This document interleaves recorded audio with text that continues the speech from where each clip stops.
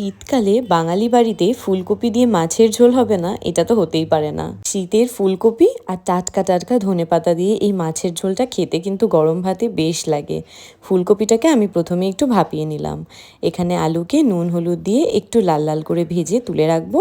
আর সেই ভাপিয়ে রাখা ফুলকপিতেও নুন আর হলুদ দিয়ে বেশ একটু লাল লাল করে ভেজে তুলে রাখবো। ভালো করে ফুলকপিটা ভাজলে ঝোলের টেস্টটাও কিন্তু অনেক বেশি বেড়ে যায়। ফুলকপিটা ভাজা হয়ে গেলে এইবার মাছগুলোতে নুন হলুদ আমি আগে থেকে মাখিয়ে রেখেছিলাম, মাছগুলোকেও একে একে আমি লাল লাল করে ভেজে তুলে রাখছি। তোমরা চাইলে আরও কড়া করে ভাজতে পারো, আমি এরকম হালকাই ভেজেছি।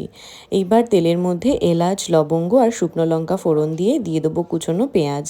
ওদিকে পেঁয়াজ ভাজাটা হতে থাক, আর এখানে আমি আদা বাটা, কাঁচা লঙ্কা বাটা, জিরে বাটার সাথে গুঁড়ো মশলা আর নুন চিনি সব একসাথে দিয়ে মিশিয়ে রেখেছিলাম, আর দুটো কাঁচা লঙ্কা দিয়েছিলাম।